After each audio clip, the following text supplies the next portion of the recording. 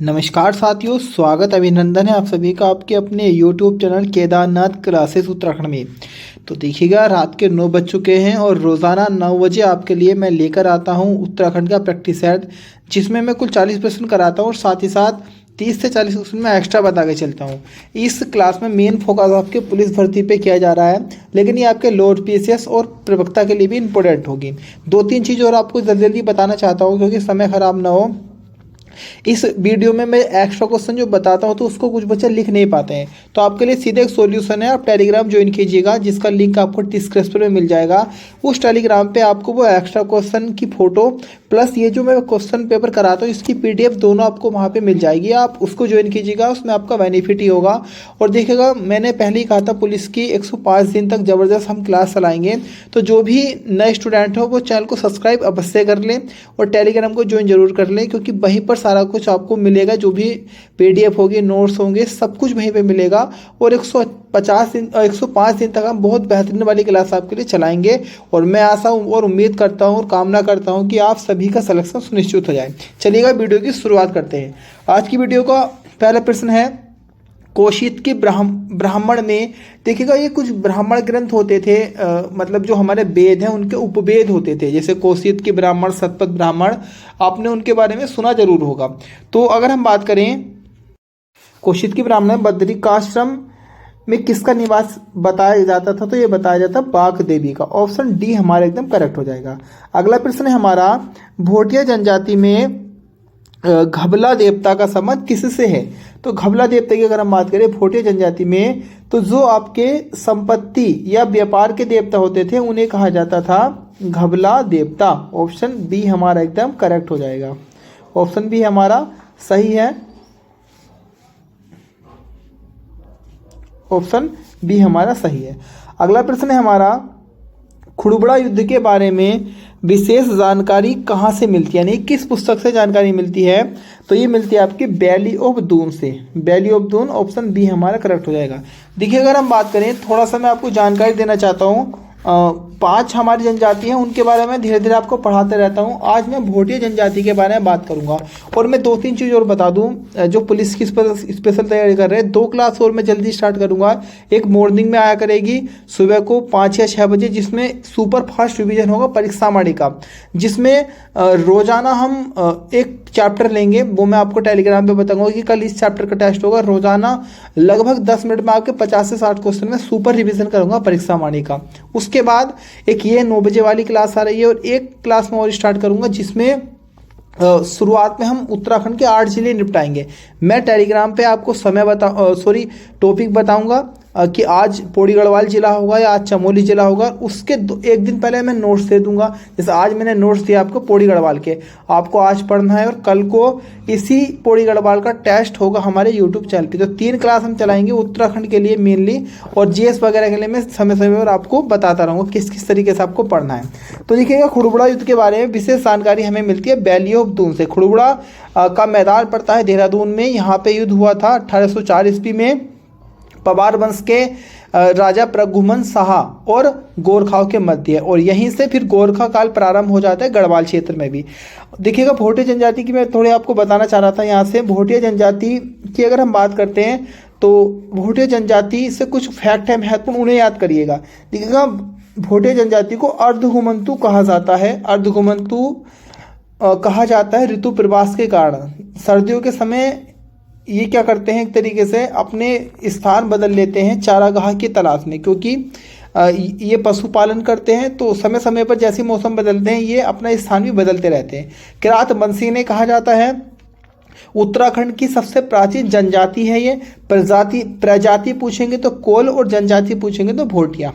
उसके बाद महान हिमालय में निवास करती है भोटिया। महान हिमालय में इसकी कुछ उपजाति हैं, जैसे अगर मैं बात करूँ मारछा और तोलछा।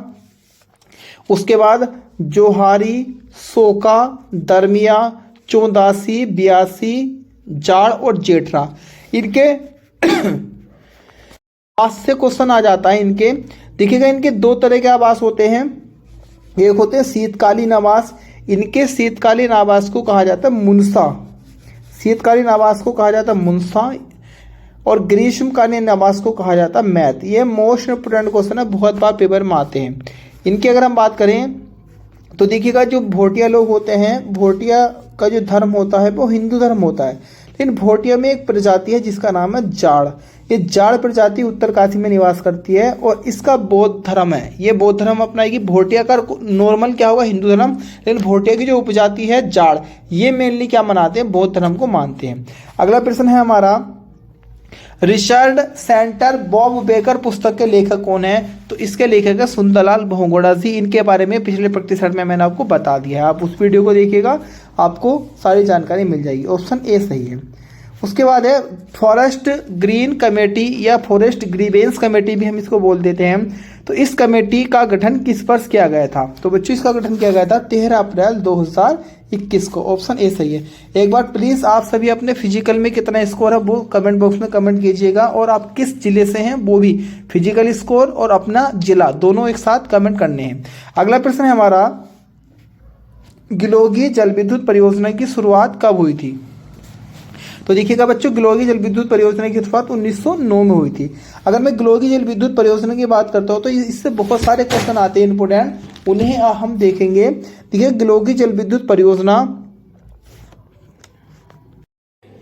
इसकी जो कुल क्षमता है, गिलोगी जल विद्युत परियोजना की जो कुल क्षमता है वो 3.5 मेगावाट है।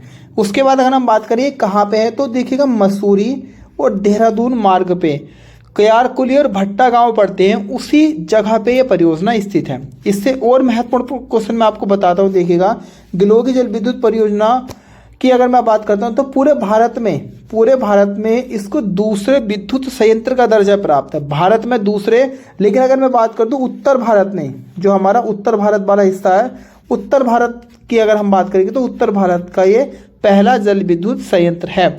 उसके साथ साथ एक और इम्पोर्टेंट पॉइंट है, वर्तमान में जो इसका संचालन कर रहा है वो उत्तराखंड जल विद्युत निगम लिमिटेड, उत्तराखंड जल विद्युत निगम लिमिटेड के द्वारा इसका रखरखाव और जो भी इसके विद्युत कार्य, जो भी चीज इसमें संचालन हो रहा है वो सारे का सारा कौन कर रहा है? उत्तराखंड जल विद्युत निगम लिमिटेड। अगला प्रश्न है हमारा, छिबरो परियोजना का संबंध है। तो देखिएगा, छिबरो परियोजना आपकी टोंस नदी पर है और ये आपके देहरादून जिले में संचालित है। मेरू पर्वत कहाँ पे स्थित है? तो बच्चों, मेरू पर्वत की अगर हम बात करते हैं तो ये हमारे उत्तरकाशी जिले में स्थित है। ऑप्शन सी हमारा करेक्ट हो जाएगा।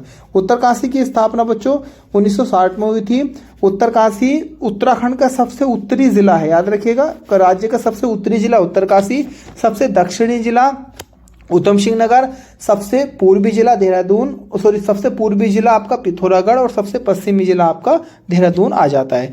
उसके साथ साथ अगर मैं उत्तरकाशी की बात करता हूँ तो देखिएगा, उत्तरकाशी का क्षेत्रफल 80-16 है और उत्तरकाशी उत्तराखंड का दूसरा बड़ा जिला है क्षेत्रफल में, और पहला बड़ा जिला आता है चमोली। उसके साथ साथ उत्तरकाशी से एक पॉइंट याद रखिएगा, राज्य में सबसे कम जनघनत्व वाला जिला हमारा उत्तरकाशी ही है। सर्वाधिक जनघनत्व आएगा तो हरिद्वार, सबसे कम आएगा तो उत्तरकाशी। उसी के साथ साथ देखिएगा, जनघनत्व में हमारे उत्तराखंड का जो स्थान है वो 25वां स्थान है। और इतने ही फैक्ट है, आप अभी फिलहाल ये याद कीजिएगा। अगला क्वेश्चन है, देखिएगा, फूलों की घाटी के बारे में कल मैंने बहुत विस्तार से आपको प्रैक्टिस सेट में सारी जानकारी दे दी थी। आज मैं सीधा इसका आंसर बताऊंगा, और कल भी मैंने आपको इसका आंसर बताया था। फूलों की घाटी को विश्व विरासत स्थल कब घोषित किया गया? तो बच्चे ये घोषित किया गया था 2005 में। फूलों की घाटी की खोज कब हुई थी? 1931 में, और इसको विश्व विरासत स्थल में कब शामिल किया गया? 2005 में। और कल ही मैंने आपको बताया था इसको राष्ट्रीय उद्यान का दर्जा कब मिला, ये आप कमेंट बॉक्स में आज मुझे बताएंगे। अगला प्रश्न है, पुरुषोत्तम पंत किसका सेनापति था? तो देखिएगा, पुरुषोत्तम पंत की अगर हम बात करते हैं तो ये लक्ष्मीचंद, चंद्रवंश के राजा लक्ष्मीचंद का सेनापति था। पुरुषोत्तम पंत की अगर हम बात करते हैं तो इनसे और भी कुछ फैक्ट यहाँ हमें देखने को मिलते हैं जहाँ से क्वेश्चन एग्जाम में बने हैं। पहला क्वेश्चन क्या आएगा? कुमाऊं इतिहास का रॉबर्ट ब्रूस कुमाऊं इतिहास का रॉबर्ट ब्रूस कहा जाता है इनको। उसके बाद ये पिथौरागढ़ के निवासी थे, मतलब पिथौरागढ़ में रहते थे, लेकिन मूल रूप से ये मराठी ब्राह्मण थे। इनके जो माँ बाप थे वो मराठी ब्राह्मण थे।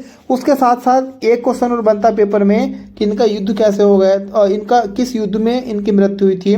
तो ग्वालदम या इसको बधाड़गढ़ का युद्ध भी बोलते हैं। ग्वालदम या बधाड़गढ़ के युद्ध में पुरुषोत्तम पंत जी मारे गए थे। अगला क्वेश्चन है सिरमौही का किला कहाँ पे स्थित है? तो बच्चों सिरमौही का किला चंपावत के लोहा घाट में स्थित है। ऑप्शन डी हमारा सही हो जाएगा। अगला प्रश्न है हमारा गढ़वाल के शासकों में किसने हिंदी टाइपराइटर का प्रयोग किया? मोस्ट इंपोर्टेंट क्वेश्चन है, कई बार ये पेपर में बना है। और इसका जो आविष्कार किया है या प्रयोग किया था वो किया था कीर्ति साहा जी ने। कीर्ति साहा जी का अगर हम बात करें टिहरी रियासत में एक बहुत ही अच्छा योगदान रहा है, तो हम इनसे थोड़ी कुछ चर्चा कर लेते हैं इनकी। देखिएगा कीर्ति साहा की मैं बात करता हूँ तो ये पवार वंश के 58वें राजा थे। उसके बाद इनकी जो संरक्षिका थी, पहले इनके चाचा रहे थे लेकिन बाद में इनकी संरक्षिका इनकी माता गुलेरिया रही थी। उसके साथ साथ इन्होंने जो कार्य किए, इनकी कार्य की हम चर्चा करेंगे। देखिएगा कीर्ति साहा ने जो जो कार्य किए उनकी मैं चर्चा करता हूँ। इन्होंने सबसे पहले टिहरी में टिहरी में की जनता को बिजली से रूबरू कराया। टिहरी नगर पालिका का गठन भी इन्होंने करवाया। उसके साथ साथ इन्होंने एक कुष्ठ आश्रम खुलवाया उत्तरकाशी में। ये भी क्वेश्चन बना हुआ है, उत्तरकाशी में कुष्ठ आश्रम की इन्होंने नींव रखी। उसके साथ साथ अगर मैं और बात करता हूँ तो इन्होंने एक नगर बसाया था जिसका नाम था कीर्ति नगर की स्थापना भी इन्होंने की थी।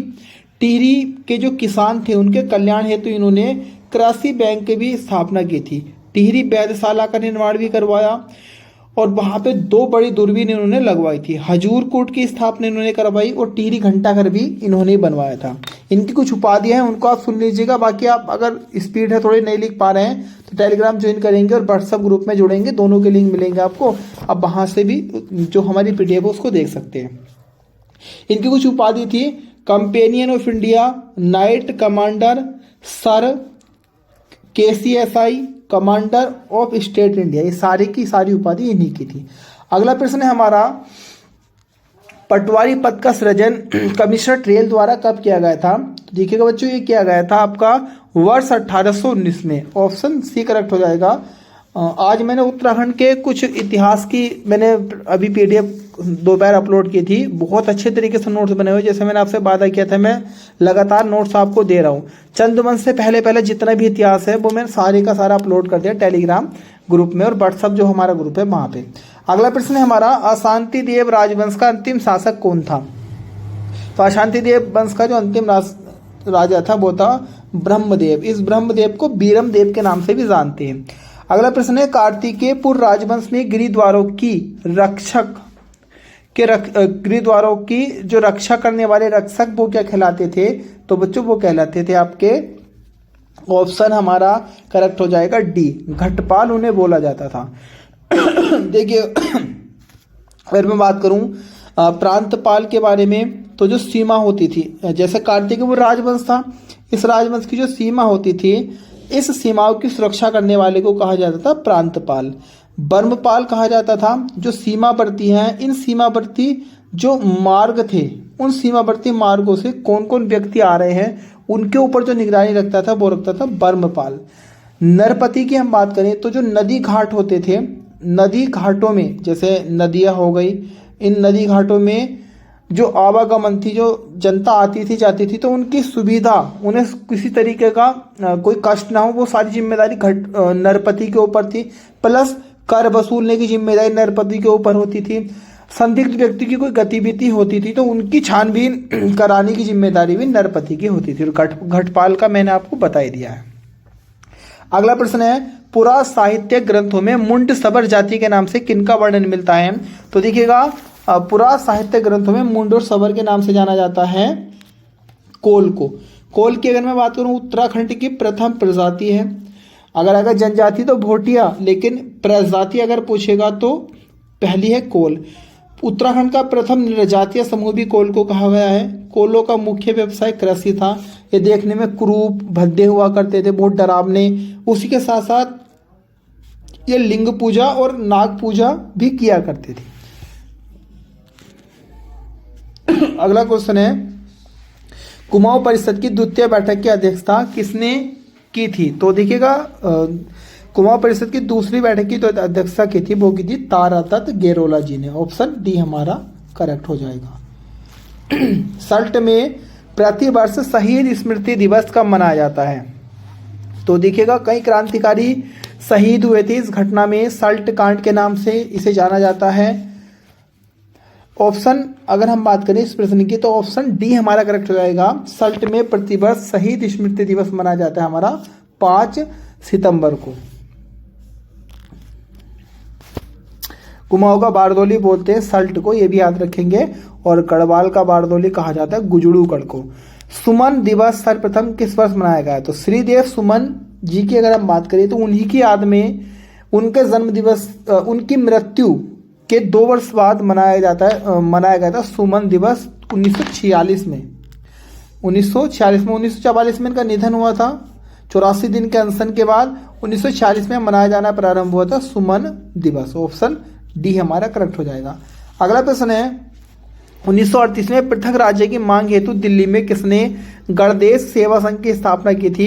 तो ये भी की थी बच्चों श्रीदेव सुमन जी ने। ऑप्शन डी हमारा एकदम करेक्ट हो जाएगा, श्रीदेव सुमन जी के द्वारा किया गया था। ऑप्शन डी हमारा करेक्ट है, गणदेश सेवा संघ का गठन। Option D. नील कमल के लिए प्रसिद्ध ताल कौन सा है?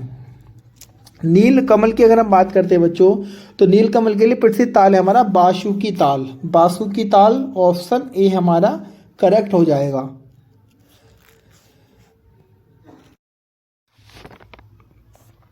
किस आभूषण को बेसर भी कहते हैं? तो ये कहते हैं नथुली को, नाक में पहने जाने वाला आभूषण है। समलोड़ कैसी फिल्म है? पहली वीडियो फिल्म है। ऑप्शन ए हमारा सही हो जाएगा। राज्य की प्रथम फिल्म कौन सी है? जगवाल है, जगवाल जो कि गढ़वाली फिल्म है। राज्य की पहली कुमाऊनी फिल्म कौन सी है? मेघा बनी थी 1987 को, जगवाल बनी थी 1983 में। राज्य की सबसे सफल फिल्म कौन सी है? घर जबे राज्य की सबसे सफल है और ये बनी थी 1985 में। और याद रखिएगा 1985 में भारत में द्रोणाचार्य पुरस्कार भी चले थे। आज का अगला प्रश्न है हमारा निम्न में से इंद्रमणि बडोनी जी का जन्म टिहरी में कब हुआ था? तो यह हुआ था 24 दिसंबर 1925 को। ऑप्शन बी हमारा करेक्ट होगा, इंद्रमणि बडोनी का जन्म 24 दिसंबर 1925 को। रूपकुंड पर डाक टिकट कब जारी किया गया? तो रूपकुंड पर बच्चों डाक टिकट जारी किया गया था 2006 में। ऑप्शन डी हमारा करेक्ट हो जाएगा। अगला प्रश्न है उत्तराखंड का जनघनत्व कितना है? तो उत्तराखंड के जनघनत्व की अगर हम बात करेंगे तो 189 व्यक्ति प्रति वर्ग किलोमीटर हमारा है 189 जनघनत्व। और जनघनत्व में हम कौन से स्थान पे हैं? 25वें स्थान पर है। सर्वाधिक जनघनत्व कहाँ का है? हरिद्वार का है। सबसे कम है उत्तरकाशी का। गढ़वाल का चाणक्य किससे कहा जाता है? तो गढ़वाल का चाणक्य कहा गया है पुरिया नेथानी जी को। ऑप्शन बी हमारा करेक्ट हो जाएगा, गढ़वाल का चाणक्य पुरिया नेथानी। और अगर हम बात करेंगे कुमाऊं का चाणक्य, तो कुमाऊं का चाणक्य आपको बताना है चंद्रवंश में इनका महत्वपूर्ण योगदान रहा है। और कई राजा इन्होंने गद्दी पे बिठाए, कई राजाओं को उतारा। नेपाल राजाओं को ही इन्होंने निमंत्रण दिया था कि तुम कुमाऊं पर आक्रमण करो। तो आपको नाम बताना है कि कुमाऊं के चाणक्य किन्हें कहा जाता है। उत्तराखंड का पहला दूध का मोबाइल एटीएम खोला गया 2018 में किस जगह पे? तो ये खोला गया आपके अल्मोड़ा में। ऑप्शन सी हमारा करेक्ट हो जाएगा, अल्मोड़ा। Option C. अल्मोड़ा की हम बात करेंगे, सर्वाधिक चांदी का उत्पादन अल्मोड़ा में होता है। घोड़े के काठीनुमा आकार है अल्मोड़ा का। उसके साथ साथ सर्वाधिक लिंगानुपात वाला जिला हमारा अल्मोड़ा है। उसके बाद इसको आलमनगर कहा जाता है, राजाओं की घाटी भी कहा जाता है अल्मोड़ा को, बाल मिठाई का घर कहा जाता है, ताम नगरी कहा जाता है, राम क्षेत्र भी अल्मोड़ा को ही कहते हैं। अगला प्रश्न है हमारा आज की वीडियो का, रालम किसकी सहायक नदी है? तो रालम सहायक नदी है गोरी नदी की। ऑप्शन डी हमारा करेक्ट हो जाएगा। अगला प्रश्न है पराक्रमो विजयते किस रेजिमेंट का विजय स्लोगन है? तो यह हमारा कुमाऊं रेजिमेंट का। ऑप्शन डी सही हो जाएगा। कुमाऊं रेजिमेंट की स्थापना 1945 में हुई थी आगरा में। 1948 में इसका मुख्यालय ट्रांसफर किया गया था आपके अल्मोड़ा के रानीखेत में। मेजर सोमनाथ शर्मा जिन्हें पहला परमवीर चक्र मिला वो भी कुमाऊं रेजिमेंट से थे। मेजर शैतान सिंह भी कुमाऊं रेजिमेंट से ही थे। 1988 में इस पर डाक टिकट भी जारी हुआ था। छरबा आंदोलन संबंधित है देहरादून के टिहरी के विकास नगर वाले क्षेत्र से। ऑप्शन सी हमारा करेक्ट हो जाएगा। दूध होली का युद्ध किसके बीच हुआ था? तो दुधौली का युद्ध हुआ था ज्ञानचंद में फतेह शाह के मध्य। ऑप्शन डी हमारा सही हो जाएगा। अभी हाल ही में साइबर अपराध को अंकुश लगाने के लिए उत्तराखंड पुलिस द्वारा हेल्पलाइन नंबर योजना की शुरुआत किस नाम से की गई? तो ये की गई है ई सुरक्षा चक्र के नाम से। आज की वीडियो का अंतिम प्रश्न है, उत्तराखंड का गांधी किन्हें कहा जाता है? तो बच्चों उत्तराखंड का गांधी कहा गया है इंद्रमणि बडोनी जी को। ऑप्शन ए हमारा करेक्ट हो जाएगा। ये थी आज की वीडियो, पूरी मेहनत के साथ आपके लिए वीडियो लेकर आता हूँ। और एक रिक्वेस्ट फिर से करना चाहता हूँ, चैनल को सब्सक्राइब करिएगा अगर अभी तक नहीं किया है, वीडियो को लाइक कीजिएगा और अपने साथियों में जो भी तैयारी कर रहे हैं शेयर कीजिएगा। प्लस व्हाट्सएप ग्रुप और टेलीग्राम चैनल को जरूर ज्वाइन करना है, वहीं पे आपको बेनिफिट मिलने वाला है। आज के लिए इतना ही, मिलूंगा कल फिर एक नवीनतम वीडियो के साथ। फिलहाल के लिए धन्यवाद।